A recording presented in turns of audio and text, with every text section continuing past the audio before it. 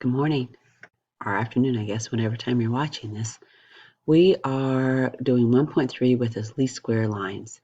In this section of calculus, which is the last section of this chapter, there are three main formulas. There's a slope formula, there's a y-intercept formula, and there's a correlation formula. You do not have to memorize those three lines. You're welcome to use those three formulas on your test.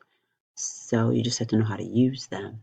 So make sure you have your notes out, you're ready to go, and you're going to need a calculator. So make sure it's beside you. Here we go. Okay, when you calculate before, when we were doing this and we saw this line, we would pick 2 points and we would estimate, right? Like you may have chosen to draw your line from here to, let's say here to here, and straight. And this here would have been what we called our least square line. You would have guessed, hopefully up a little bit. I wonder if I can move that thing. Nope. And what it does is like you would say, hey, I need the same amount above as below, and I had to cross a couple points, right? Well, that's not actually very accurate or something we generally do in math. The least square line, when you look at this, so here are our points right here that we're using, correct? So when we're doing this, when you create the line for real, like with a calculator, you're trying to average these distances here.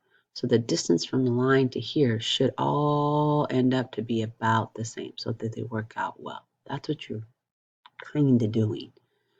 To do this, we use the formula that you're given up here. So you all know the form of the line y equals mx plus b, correct? So in order to do this, we have to calculate m and we have to calculate b, the y-intercept. M with the least square lines is this formula. N stands for the number of entries, or the number of points that you have. Okay, X is the X value, so X is just the X value of the point.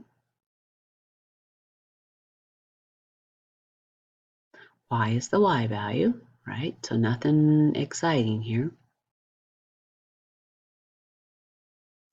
Remember summation. Whoops, I just wrote that wrong.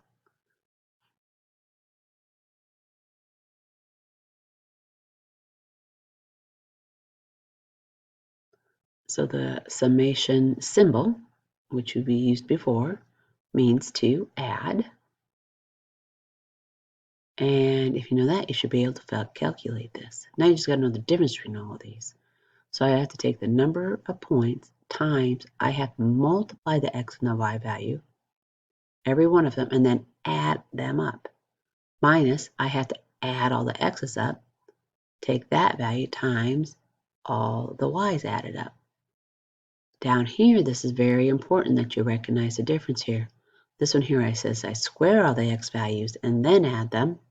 This one here, I take the x values added up and then square that number. All right, so now we're going to plug our stuff into here and get it done. So on the next page, we're using these values right here, these points, and you have to find the least squared line. So I've started. I want you to pause and fill this in. So 20 is actually 1920 is what this is. I'm just using the last part of the thing. So this is 20. Its value is 71.2. The first thing we have to do is multiply them together. Then I squared x, and then I squared y. When we do this, all of these values are what I will need in that formula. At the end, we're going to add them up. All right, pause and fill in that table. Okay, I filled in the table so you can check your answers. The sums will not be there. I put those in to make sure you were right, and you sum up those columns. Now, we use these in the formula to calculate the least squared line. So I wrote this formulas again here so you could follow them. Enter in the values and then type them in your calculator. I'm hoping your calculator has the button that has a fraction so you can type this all in at one time. So you type the top part of the fraction and the bottom part of the fraction, which is very helpful. And other than that, it gets a little messy. So the first thing we have to do is we have to know the slope. I'm going to start over here. So we know the slope is equal to, maybe, Now, we fill this in. And if you counted, we had 10 points. Sum of xy, so that's this column, is 31,592. Okay, minus the sum of x, so that's this column, 650, times the sum of y, so you're up here, 550.2, all over, again, your number of points, which is 10, times, now this is the sum of x squared, so that's this column,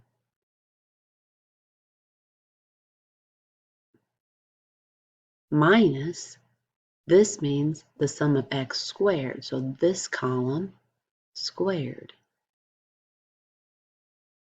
All right, and you type that all in your calculator, so pause and do that.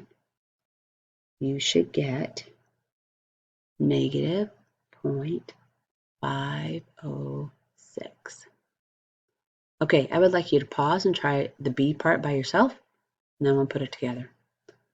All right, I know this is in the wrong spot, so I'm going to write it underneath because I can't write that small on this board.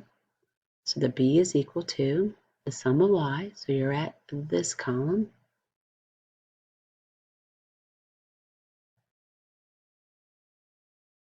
minus m, which is what you found up here, the negative 0.506,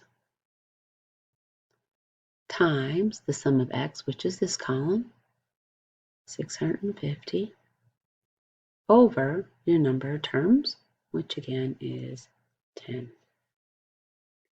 All right, hopefully you're using your calculator, and you should have got 87.9. Now you have everything you need to write the equation in the line. Here's m and here's b.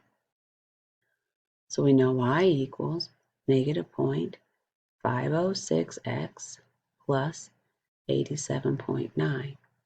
Now it says, what will death rate be in 2020?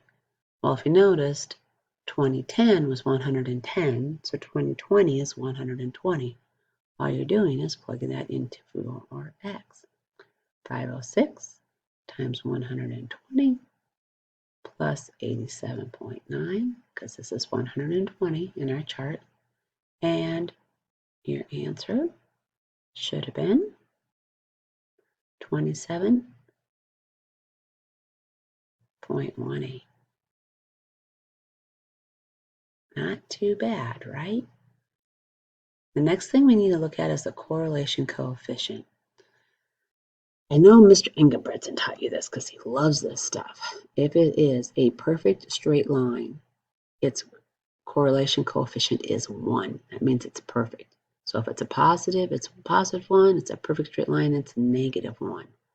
All right, now the close, this here is nothing because there's no straight line. The same here.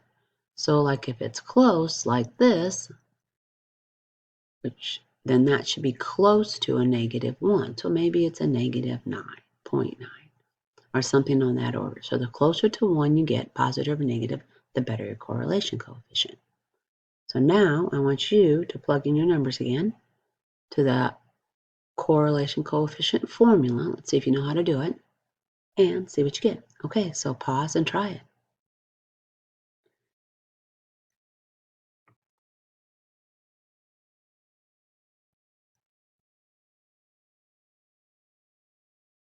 So you should have done 10, which was n, the sum of xy, 31592, minus the sum of x, which was 650, times the sum of y, which is 550.2, over, now you have two square roots here. So you have a square root dealing with the x, and then you have a square root dealing with the y. So the first one is number of points times the sum of x squareds. So that was a 50,500 minus the sum of the x's squared. So that was the 650 squared. Now your second square root is the same thing but with y.